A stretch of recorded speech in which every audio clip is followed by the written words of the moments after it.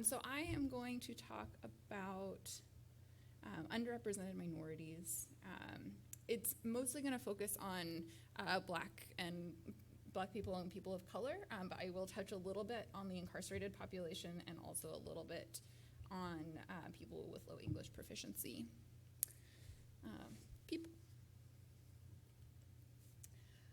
So I thought this quote was kind of encapsulated the entire day in talking about vulnerable populations and understanding why all of these vulnerable populations are important and understanding their relationship with climate change.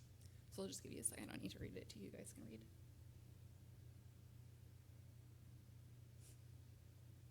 And I also wanted to start by talking about the history of the environmental movement.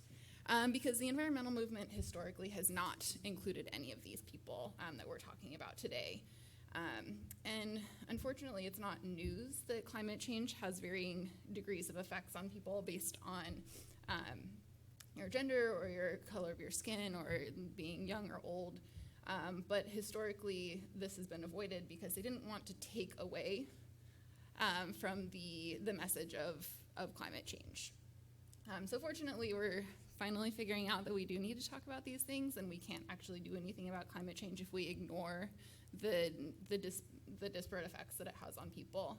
And I'm glad to see that we're starting to make strides. So everybody get ready for your first shot of my lecture. It's not quite the same map that Hannah presented earlier, but it's very similar. I'm a really spatial person, so this is my favorite way to think about this issue. The top map is cumulative carbon dioxide emissions. And as you see here, the United States looks much bigger than usual, as do many of the European countries. And the other thing that these countries share is that they're mostly white people. The lower map shows the countries kind of augmented for how much they experience things like malaria, diarrheal illnesses, malnutrition, and drownings, which are related to climate change. And this is kind of the opposite appearance of the other map. And it also is mostly not white people represented in these countries. I also wanted to, since we're here, I wanted to talk about Hurricane Katrina. It's a pretty famous event, and it happened in a city that is primarily not white. It also has been pretty well studied from a climate and health perspective, and some of that has focused on racial disparities within the disaster itself. So kind of looking at various effects, the main health effects, so immediately following the hurricane, there is a disparity in who was dying from this. With most disasters, we see a disproportionate number of the elderly dying, and that's just from kind of comorbidities and also their ability to remove themselves from the disaster. But even within that population, we see that there's a disproportionate number of Black people who died. So at the time of the hurricane, about 38% of the elderly population was white. 47% of the elderly population was white, and they made up about 38% of the victims, where 51% of the population was Black, and they made about 58% of the victims. We also see, following that, there was a huge difference in presentations for cardiovascular disease. But the entire population experienced this increased hospitalizations for cardiovascular disease, but it was about twice as high in the Black population as the white population. And then we also see within the incarcerated population, the Orleans Parish prison, about 500 people died within the incarcerated population, and mostly related to flooding of the prison. And they also had no evacuation plan. They didn't know where to put people. So basically for like multiple days following the hurricane, these people were just sitting in the jail. They had no power, they had no food, the prison was flooded until they actually managed to get people out. Mental health, as we were talking about earlier, was horribly hit by Hurricane Katrina in general. Following the hurricane, about half of the population met DSM criteria for an anxiety disorder. But this was seen particularly there was one study looking at Black kids, and a third of them 2 years out from the hurricane still met PTSD criteria for treatment. So we see this prolonged effect of the disaster on kids' mental health. And a lot of this has been attributed to the fact that there's disparities in coming home. So we've touched on displacement kind of throughout the day. One study was following prospectively the return home of the displaced peoples. And by about 3 months after the hurricane, about 50% of the white population of New Orleans had returned. Whereas 14 months out, which is when the study ended, less than 50% of the Black population had returned. This is kind of, it was assumed that this was related basically to where within the city these people lived. So a lot of the Black population lived in the lower lying areas, and their homes were much more devastated than the white population. And not only the homes, but the other essential infrastructure, so access to healthcare, access to schooling for children, all of these things were devastated. And within the white population, there were more homes that were damaged and they were not livable, but they weren't completely irreparable, and so they were able to move back and they were able to get relief funding to help start rebuilding much earlier. And this is just a little aside on displacement. We've talked about it a lot already today, but it leads to increasing rates of post-traumatic stress and persistent post-traumatic stress symptoms. You get a lot of community isolation, you lose your support system, and as Stefan was mentioning earlier, in Indigenous populations, there tends to be a loss of traditional food sources. Okay, so we're done pointing fingers at New Orleans for a little bit. Bad news, it doesn't get better. Everyone is pretty much just as bad as everywhere in the world, and we have a lot of work to do. So one thing that I wanted to talk about is redlining. This is something that I became most familiar with in the last 2 elections, having to do with access to voting, but this is something that has been, it affects all of our cities that were redlined persistently. So this is a practice that was outlawed in the 60s. It was started after the Depression as a way for the Homeowners Loan Corporation to figure out who was safe to give home loans to or help people refinance to help rebuild after the Depression. And there's about 250 cities that had these maps made, and they were split into green, blue, yellow, and red. Green being best to give loans to, and then kind of blue was next, yellow was kind of don't do it, and red was like this is a hazardous group of people to provide any money to. And these maps weren't drawn on anything useful like people's credit scores or people's income or things like that. It essentially followed the racial distributions within the cities, and the people who ended up in the red line districts were not white people. And so this was something that if you look back, if you compare a city that had this map made versus a city that did not, you still see the people who are in the red line districts, even if you control for everything else, they have lower credit scores, they are less likely to be homeowners, and they have kind of these long-standing effects on their economic abilities. Unfortunately, this is also carried into things like heat exposure. So a lot of the areas that were redlined turned into urban heat islands. So they have, there's a lot that also had to do with zoning. So a lot of the redline areas got zoned for industrial development. So you have a lot more impervious spaces. So a lot of like concrete buildings, roadways, things like that, things that trap heat. And you have a lot of loss of green canopy and green spaces. Again, we're missing trees in these areas. And it all comes back to trees. And so the heat islands in cities on average are 2.6 degrees Celsius warmer than surrounding areas.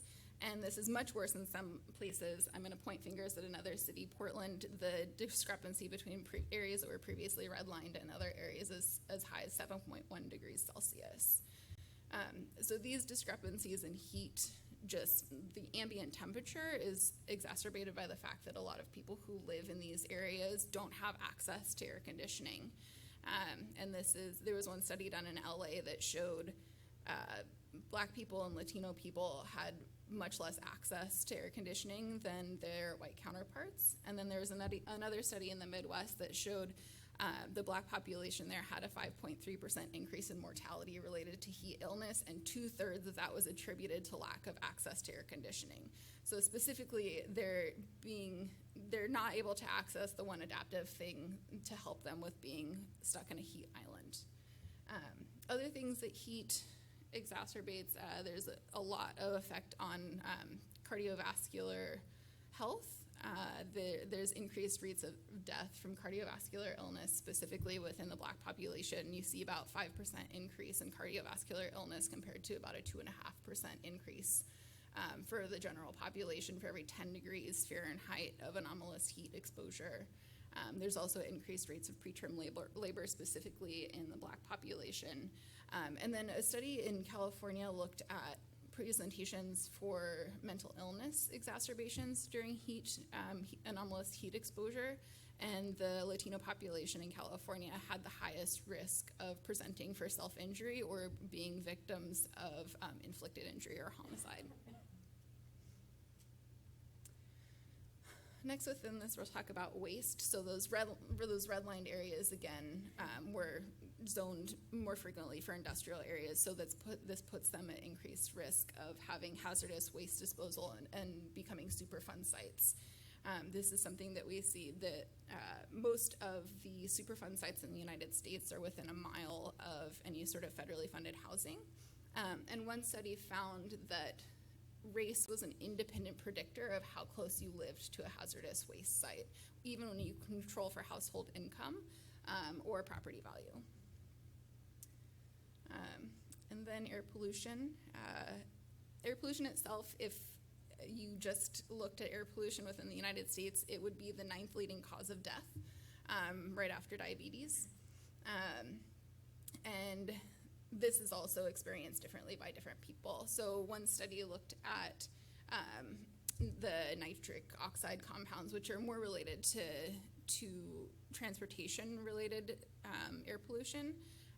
And they found that if Black and Hispanic people were exposed to the level that white people were, there would be 7,000 fewer deaths related to air pollution every year.